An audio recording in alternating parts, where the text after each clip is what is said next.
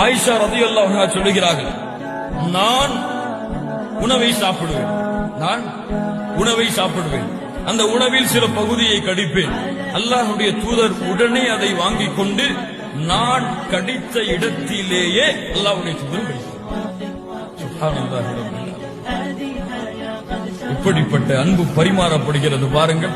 அந்த வார்த்தை, அந்த அன்பை சொல்வதற்கு எனக்கு வார்த்தை தெரியவில்லை தமிழில். இங்கிலீஷிலே சொல்ல வேண்டும் என்றால் ரொமான்ஸ் சொல்லலாம். இஸ்லாம் அதற்கு தூரமானது இல்லையே. கணவன் மனைவியுடைய வாழ்க்கையில் அது சேர்ந்ததுதானே. இப்படிப்பட்ட ஒரு முன் உதாரணம் பாருங்கள்.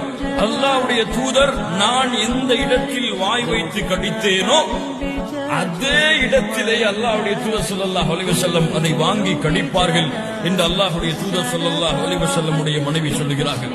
உணவு பரிமாறப்படும், அன்பு பரிமாறப்படும், அதோடு பாசம் பரிமாறப்படும், அதோடு தங்களுடைய காதலும் பரிமாறப்படும். இவர்களுடைய வாழ்க்கை ஒவ்வொரு நாளும் திருமண நாள் தான்.